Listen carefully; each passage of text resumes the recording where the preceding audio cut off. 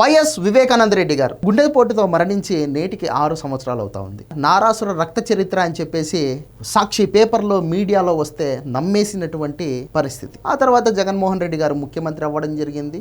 ఎవరైతే తన చిన్నాన్నను చంపేశాడు అని చెప్పేసి ఇంత పెద్ద గొడ్డలి చేతిలో పెట్టి ఆర్టికల్స్ మీద ఆర్టికల్స్ రాయించాడో ఆ వ్యక్తికి ఏ సంబంధం లేదు అని తెలుసుకొని జగన్మోహన్ రెడ్డి గారు చేసినటువంటి పలు రకాల మోసాల్లో ఈ చిన్నాన్న గారి మర్డర్ అనేది కూడా ఒక పెద్ద మోసం. ప్రజల్ని మాత్రమే కాదు, తన చెల్లెళ్ళకి చేశాడు, తన తల్లికి చేశాడు, తన కుటుంబ సభ్యుల్ని సైతం మోసం చేశాడు అని చెప్పేసి నమ్మినందుకు కాను జగన్మోహన్ రెడ్డి గారికి 11 సీట్లు ఇచ్చి తాడేపల్లి ప్యాలెస్ నుంచి బెంగుళూరు ప్యాలెస్కి షిఫ్ట్ అయ్యేలాగా చేసినటువంటి ప్రజానికం ఆంధ్రప్రదేశ్ది అన్నమాట.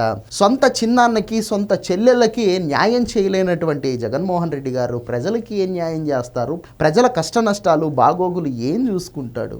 సో ఆయన మీద ఏదైనా కానీ మీకు చిన్నపాటి ఆవగింజంత ఎక్స్పెక్టేషన్స్ ఉంటే ఒకవేళ అవన్నిటినీ మర్చిపోండి.